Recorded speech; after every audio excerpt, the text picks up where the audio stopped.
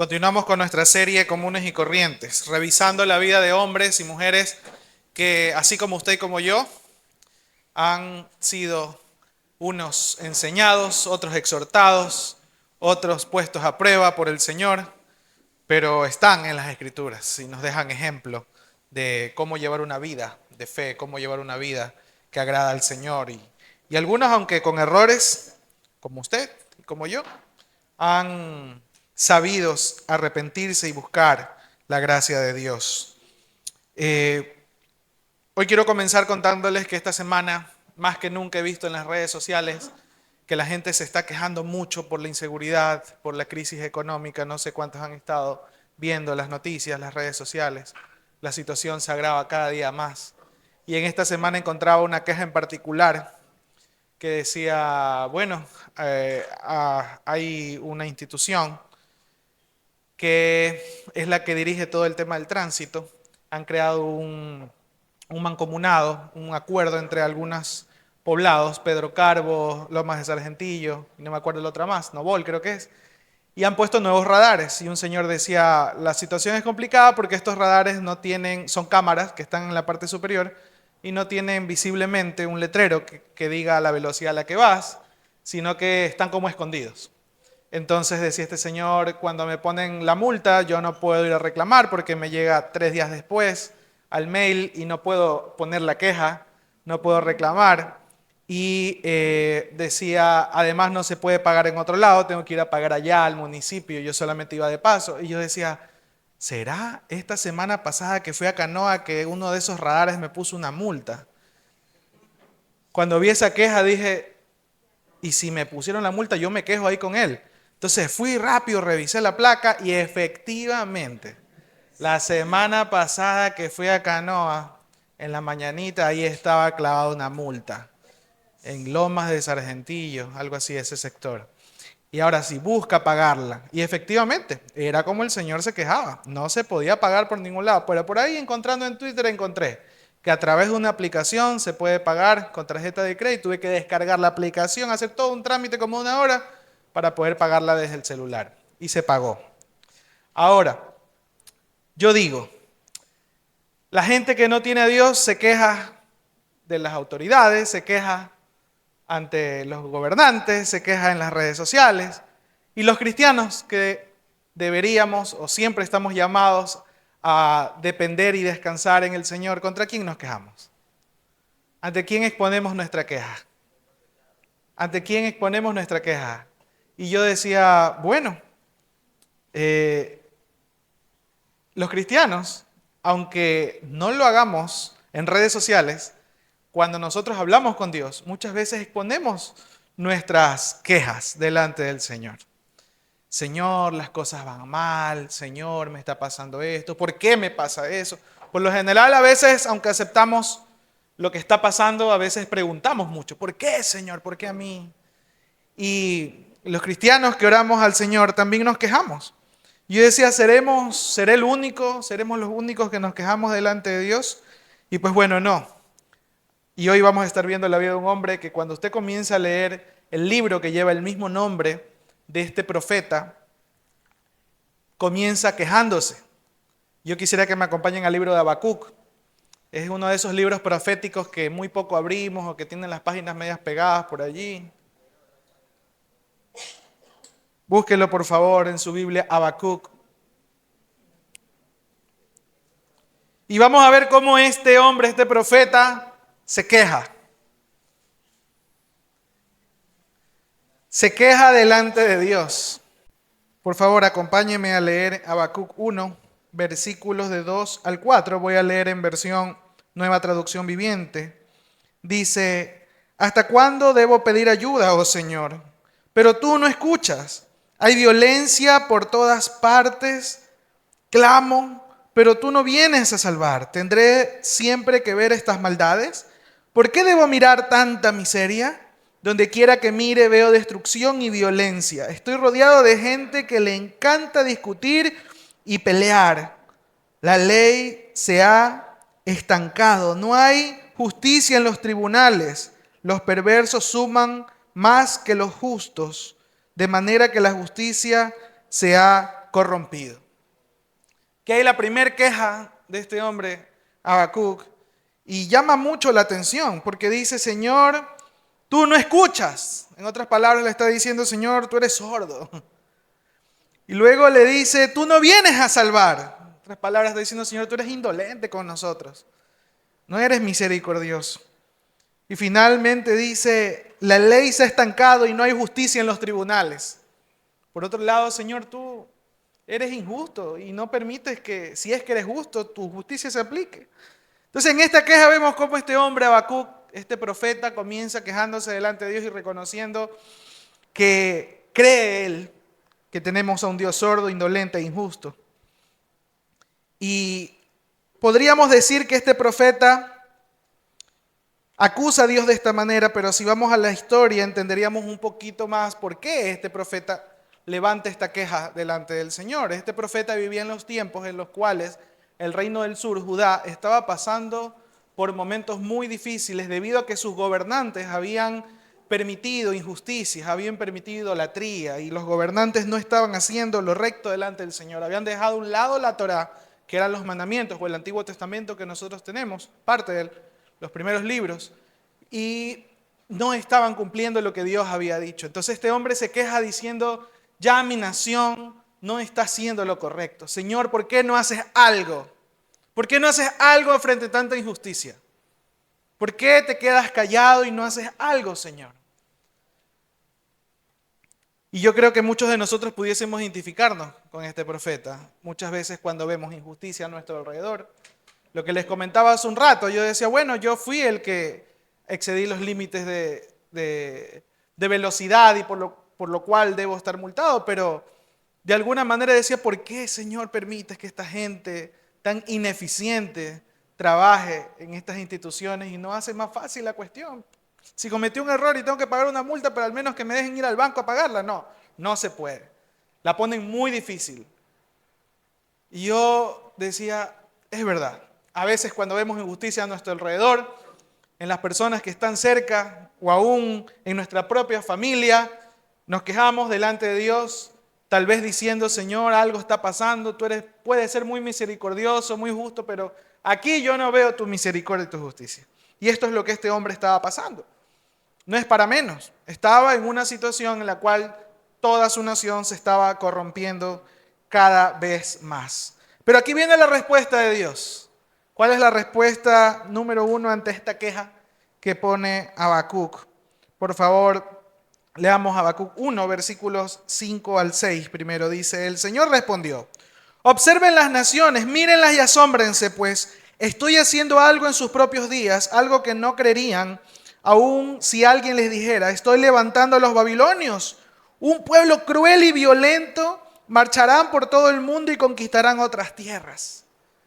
Lo que le dice Dios a Habacuc es, a ver, si por si acaso tú no sabes, hay algo que yo estoy haciendo. Yo estoy levantando a un pueblo que es cruel y violento para que venga y traiga justicia de parte de mí, para que venga y castigue a tu nación.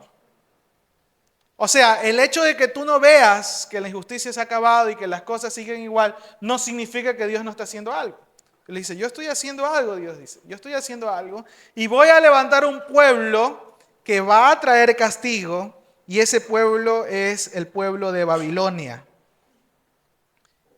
Entonces, lo primero que pudiésemos ver acá es que Dios dice y reconoce que este pueblo era cruel y reconoce que este pueblo era malvado. Pero en el versículo 11, más adelante, él dice, arrasan como el viento y desaparecen, pero son profundamente culpables porque hicieron de su propia fuerza un Dios.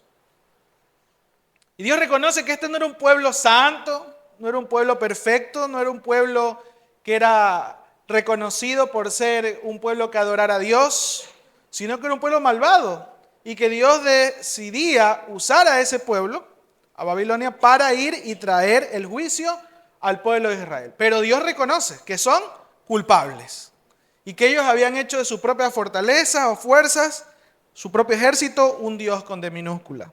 Ese era su Dios. Ahora, ¿qué cree que hace Habacuc cuando escucha esto? Se vuelve a quejar. Queja número 2.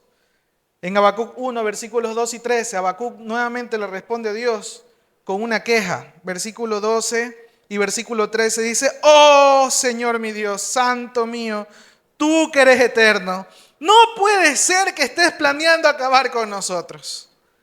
Oh Señor, nuestra roca, tú has enviado a los babilonios para corregirnos y castigarnos por nuestros muchos pecados. Pero tú eres puro y no soportas ver la maldad.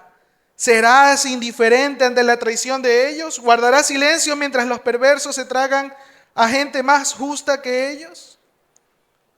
Es como, Señor, es verdad que nosotros hemos pecado y que hay justicia en mi pueblo, pero ¿cómo vas a mandar a esa gente que es más malvada que nosotros? ¿Cómo vas a traer a ese pueblo que no es santo, que no es puro y viene a traernos mal a nosotros? ¿Cómo puedes hacer eso, Señor? Y sigue una vez más este profeta en su queja, no solamente ahora declarando que Dios era ciego, que era injusto, sino también ahora declarando que no era tan sabio. Diciendo, Señor, tu plan no es tan bueno como tú crees, porque tú eres un Dios justo, tú eres un Dios perfecto. ¿Cómo vas a usar a un pueblo que no te honra? Un pueblo que es menos justo que nosotros o es más injusto que nosotros. ¿Cómo ellos van a venir a conquistarnos a nosotros?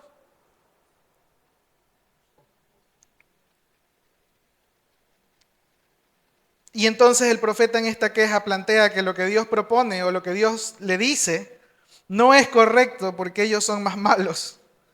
Y no podía un Dios santo usar a esta gente corrupta. Pero lo cierto es que Dios en su soberanía usa a quien Él quiere.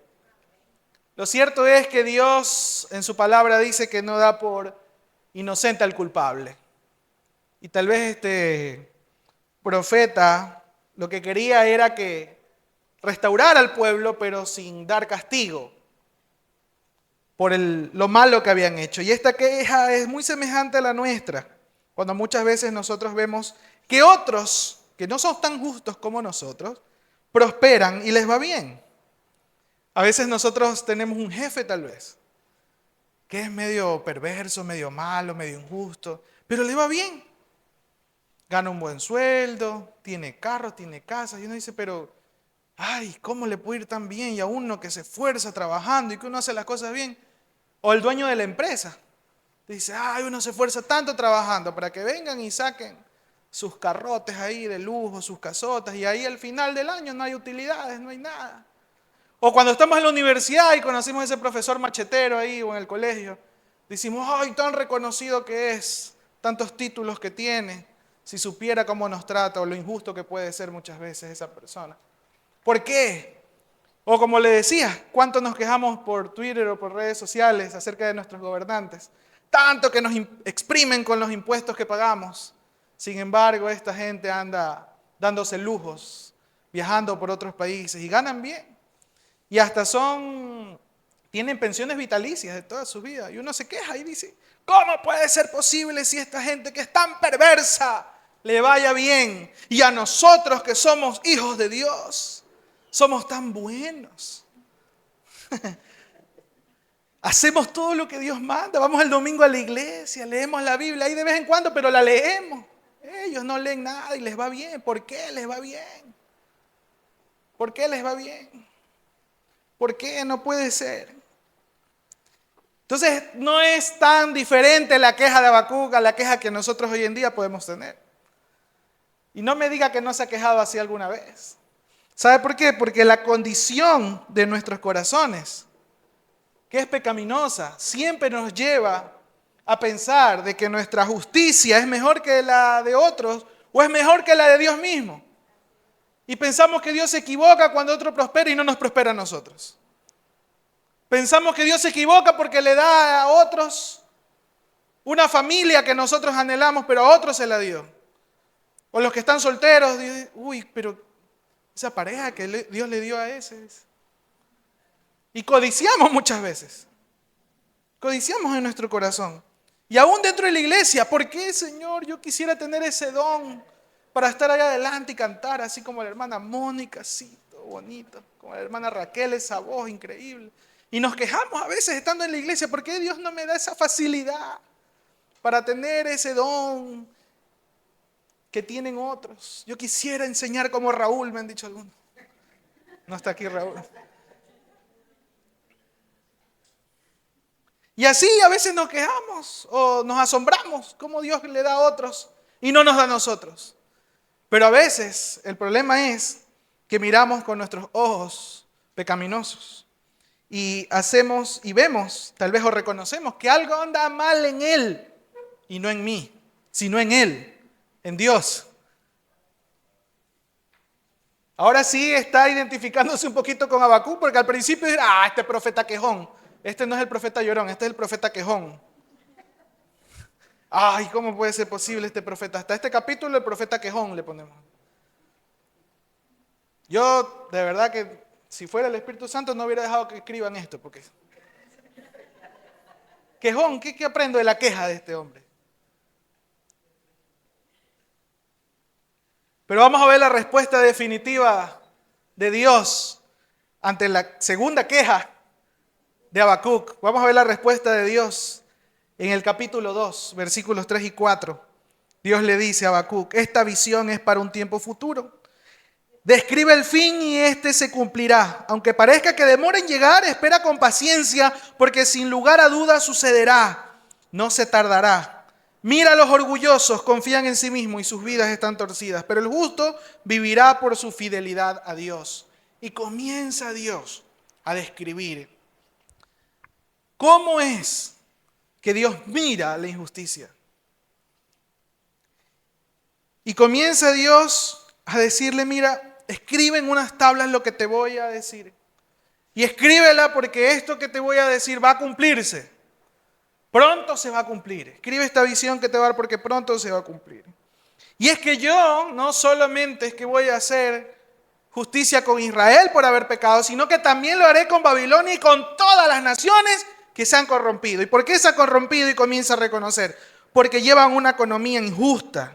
Si usted sigue leyendo los versículos, va a leer cómo allí Dios reconoce y mira con desagrado cómo los ricos se hacen más ricos con dinero deshonesto a través de la extorsión, a través de la opresión de los pobres.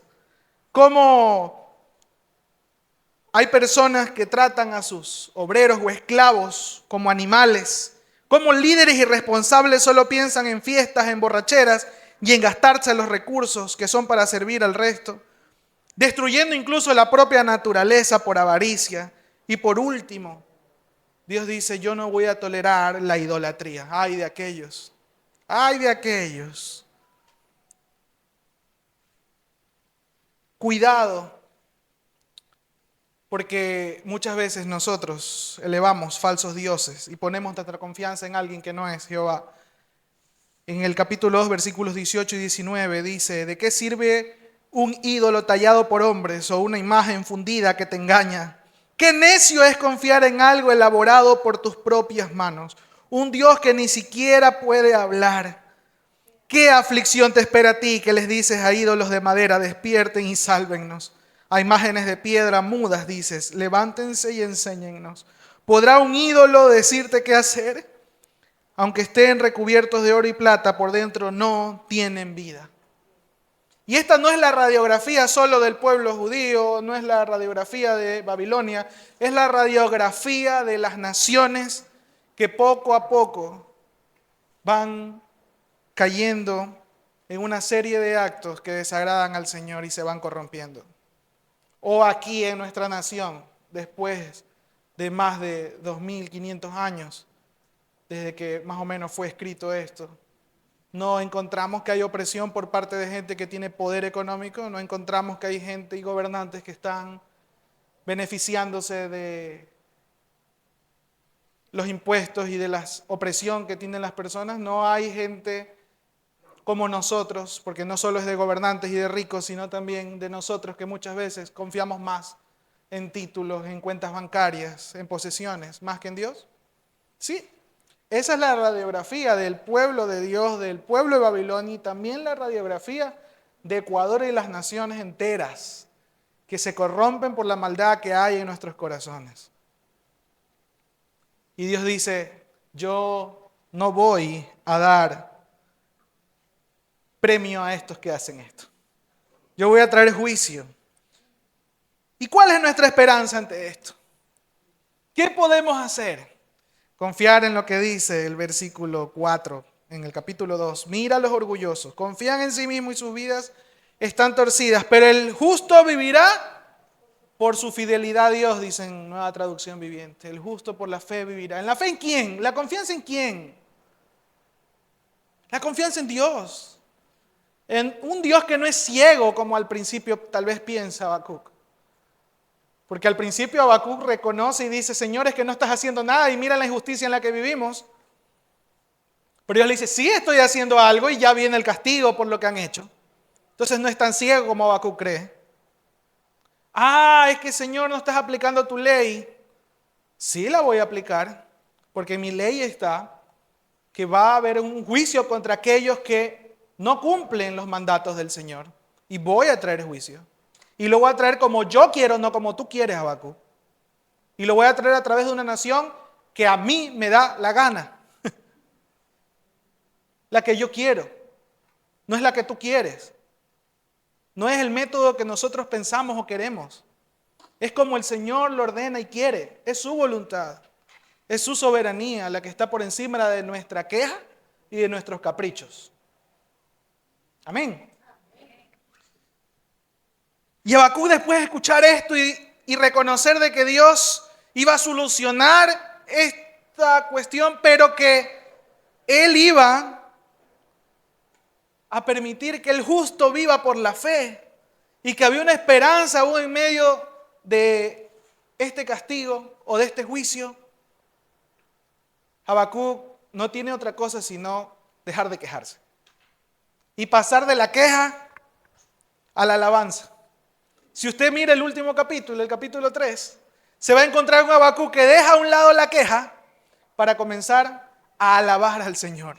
Y por medio de una oración, él cambia de actitud y comienza a maravillarse del poder y la majestad de Dios y apela a la misericordia de Dios, la cual ya había sido manifestada por Dios en la antigüedad al pueblo de Dios. Ya Dios había sacado a su pueblo de Egipto, lo había sacado hacia una tierra prometida.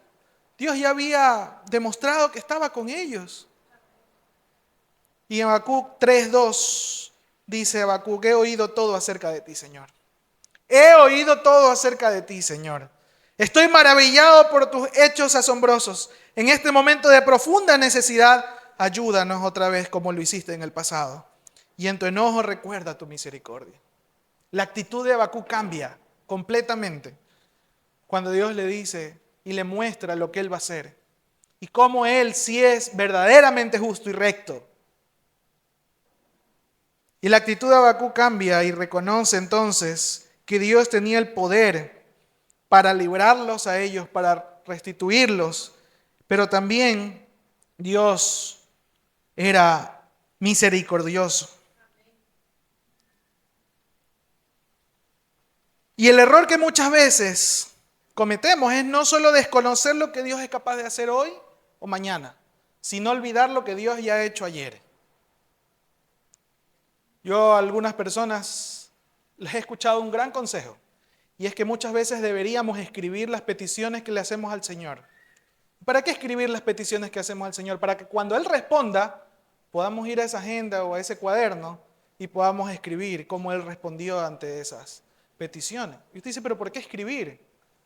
Porque nuestra mente es tan frágil. Porque nuestra mente muchas veces se olvida de lo que Dios ha hecho en nuestras vidas. De los 1000, 2000, 1.000.000 de milagros que ha hecho en nuestra vida. Nuestro corazón es tan perverso y muchas veces se deja llevar ante lo que vemos hoy que desconocemos. Nos olvidamos de lo que Dios ha venido haciendo. Así era el pueblo de Israel y somos muy parecidos a ellos.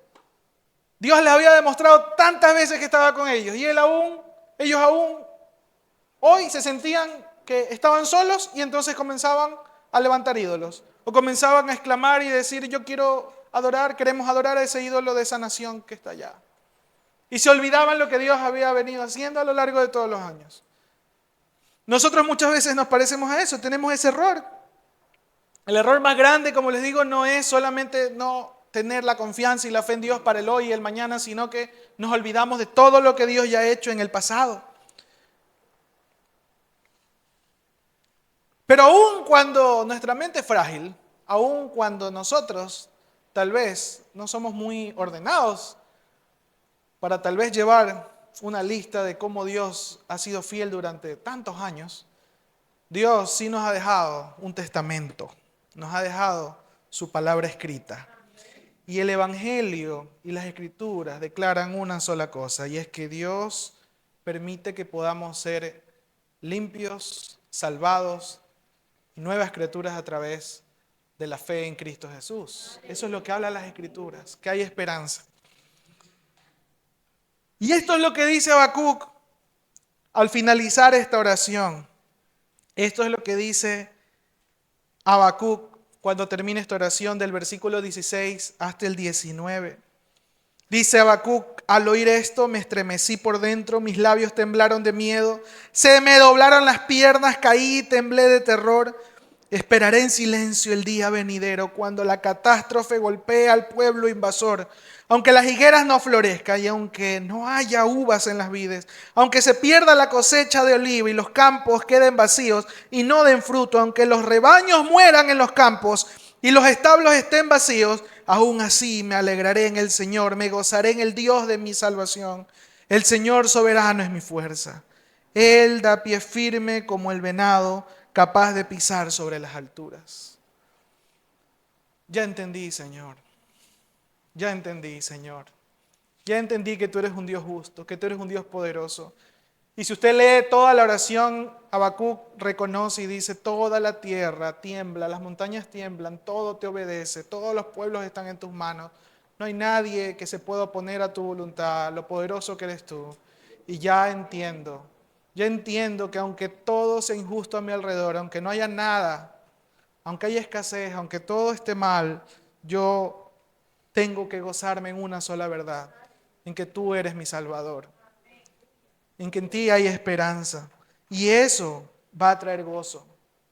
Me gozaré en el Dios de mi salvación, porque el Señor soberano es mi fuerza, dice Habacuc. Él es mi fortaleza. Yo digo, aquí sí deberíamos ser como Habacuc. Aquí sí deberíamos mirar esta oración y decir: yo quiero ser como Habacuc. Gozarnos en el Dios de nuestra salvación y encontrar que Él nos da la fortaleza. ¿Para qué? Para poder seguir cuando haya escasez. Y a veces cuando no tenemos un plato de comida o cuando no comemos lo que quisiéramos. A pesar del dolor que muchas veces tenemos en nuestro corazón por las injusticias, que a veces sufrimos por causa de personas que nosotros amamos o queremos o esperamos que jamás nos hagan daño. A pesar de nuestra propia negligencia o pereza cuando cometemos errores, que Dios es nuestra fortaleza a pesar de nuestra imperfección, a pesar de que muchas veces nos equivocamos, a pesar de nuestra torpeza, a pesar de muchas veces cuán inútiles somos, y a pesar también cuando tenemos dolor en nuestros corazones, cuando ya no están personas que amamos. Si usted ha puesto su fe en Cristo Jesús, tiene que saber algo.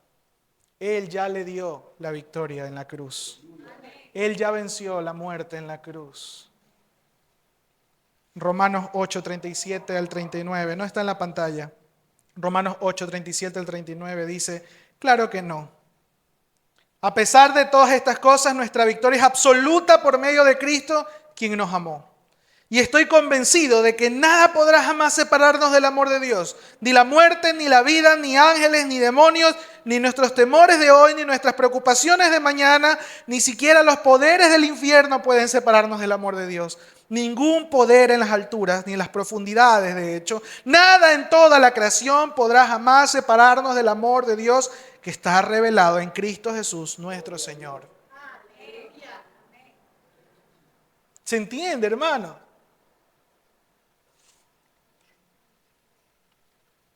Por más quejas que puedan nacer en nuestros corazones. Y sí, tal vez nos parecemos a Habacuc y yo no le quiero señalar ni acusar cuando usted se queje.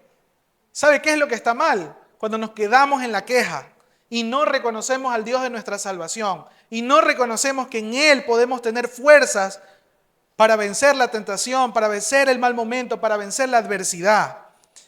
Y nos quedemos en la queja y no pasemos de la queja a la alabanza, a reconocer el gran Dios que tenemos. Por eso cuando usted esté enfermo, alabe al Señor. Cuando usted algo pierda o algo injusto sucede en su vida, alabe al Señor. No hay otra cosa más que hacer. Tal vez usted dice, pero yo la verdad es que siempre me quejo. Quéjese, pero no se quede allí. Vaya a Bakú, acuérdese del profeta quejón. Nunca se olvide. Y concéntrese en el capítulo 3 y léalo las veces que sean necesarias, hasta que usted reconozca la salvación que viene por medio de Dios. Y luego vaya a los evangelios y vea cuán grande es su amor. Y luego vaya a Romanos 8 y vea que su amor es perfecto, es eterno. Nada, ni nadie puede arrebatarnos de sus manos. Si usted ha puesto su fe en Cristo Jesús, usted está seguro. Si usted ha puesto su fe en Cristo Jesús, usted está seguro. Confíe en el Señor. Y concluyo con esto. Solo cuando miramos a la cruz y vemos a Cristo y confiamos en sus promesas, entonces tendremos contentamiento y gozo después de la queja. Porque si miramos la injusticia a nuestro alrededor o si miramos a nuestro propio interior, lo único que tendremos es desesperanza, que nos conducirá a la tristeza, a la depresión, a la ansiedad. Caeremos derrotados en un círculo infinito de quejas, cuando deberíamos vivir una vida abundante de gozo a pesar de la aflicción, que es la que Cristo promete para sus hijos. Y que podamos decir como Pablo cuando le escribe a los Filipenses en el capítulo 4, versículos 2 y 13, sé vivir con casi nada o con todo lo necesario. He aprendido el secreto de vivir en cualquier situación, sea con el estómago lleno o vacío, con mucho o con poco, pues todo lo puedo hacer por medio de Cristo, quien me da las fuerzas. Eso no está para leerlo solamente, hermanos. Eso está para vivirlo. El contentamiento y el gozo no es algo que tendríamos que reconocer y decir, ¡ay, qué chévere cómo era Pablo! No. Increíble ese misionero, cómo vivía en contentamiento y gozo a pesar de la escasez. Ese Habacuc, no, cómo termina yendo de la queja a la alabanza. Eso es algo de lo cual nosotros deberíamos apropiarnos y vivir. Porque las Escrituras no están allí solo para ser reconocidas como la palabra del Señor, sino para poder nosotros ser hacedores de esa palabra, vivir esa palabra del Señor. Y ahí está, hermanos. Ahí está y siempre ha estado. Y entonces no hay excusa para no vivir vidas gozosas y en contentamiento, a pesar de la escasez, de las injusticias, del dolor. ¿Y por qué vivimos de esa manera? Sencillamente vivimos porque no hemos decidido mirar a Cristo ni a la cruz. No hemos decidido mirar a Cristo y a la cruz. Dice, pero yo he venido a la iglesia por mucho tiempo y he escuchado su palabra. No se trata de venir a la iglesia solamente, no se trata de leer la Biblia solamente, se trata de realmente rendirse delante del Señor. De rendirse, de caer delante de Él. Yo no le estoy pidiendo que en este momento usted venga y se arrodille. Le estoy diciendo que cada día en su vida tenga un encuentro con el Señor, ahí en la intimidad tal vez de su casa, y pueda rendirse delante del Señor. Y puede exponer su queja, pero nunca termine su oración sin una alabanza al Dios de su salvación. No deje de confiar en lo que Cristo hizo en la cruz. Tenga un encuentro con el Señor porque es lo único que le va a permitir vivir con gozo. Porque si no, somos presa fácil del enemigo. Somos presa fácil de caer en la ansiedad, de caer en la depresión, de caer en la tristeza, de vivir una vida desagradable y pensar que ya no hay más motivo para vivir, cuando en realidad hay motivos suficientes para alabarle, para cumplir su misión, para gozarnos en todo lo que Él hace y para todos los días alabarle por los milagros que Él hace. Cuán hermosa es su creación. Y su creación también es usted. Cuán hermosos son ustedes delante del Señor, hermanos. Cuán preciosos son ustedes. Por eso le ha enviado a su Hijo, porque nos ama. No dice otra cosa, porque nos ama.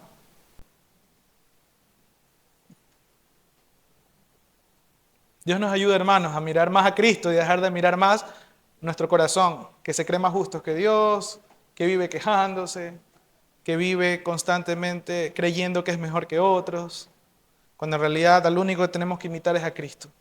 Y Dios se encargará, hermanos, Dios se encargará de juzgar y no dar por inocente al culpable. Descansemos en su justicia. Descansemos en su justicia. Si alguien viene y nos hace daño, Dios juzgará. Mía es la venganza, yo pagaré, dice el Señor. Él es más sabio que usted. Y si algún día usted ve a esa persona que tanto daño le ha hecho allá en el reino eterno, gócese, porque tanta misericordia tiene el Señor para haber perdonado a ese pecador. Gócese, porque así tuvo misericordia de nosotros también.